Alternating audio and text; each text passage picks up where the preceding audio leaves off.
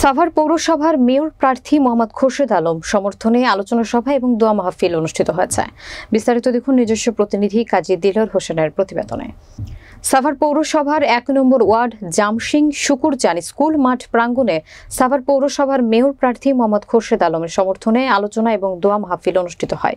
এই অনুষ্ঠানে সাভার পৌরসভার ৯ নম্বর ওয়ার্ডের মোহাম্মদ বিজয় খন্দকার জসিমের নেতৃত্বে বিশাল হোন্ডার বহর নিয়ে অনুষ্ঠানে যোগ দেন।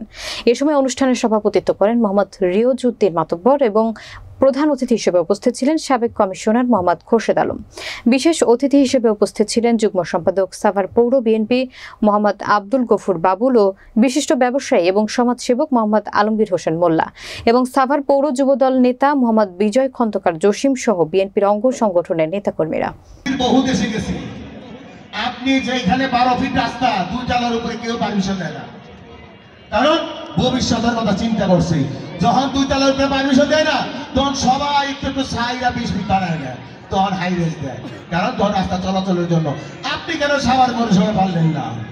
এই জন্যই আমি পরিকল্পনা করছি আপনাদের সাথে বৈশা, আপনাকে মতামত দিয়া, আপনাকে পৌরসভা আপনারা যেভাবে চান, যেভাবে সাভার পৌরসভাকে সাজালে আগামী 20-50 বছর পর্যন্ত সাভার পৌরসভা যানজট থাকবে না, ঠিক এমন একটা পরিকল্পনা নিছি।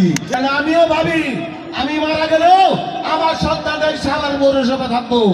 আগামীতে যেন একটা শান্তির শহর হয়, একটা শৃঙ্খলার শহর হয়, একটা এই সাভারের মানুষ যেমন সাভার যায় তেমন একটা সাভার করা যায়, সেই রকম পরিকল্পনা নিছি।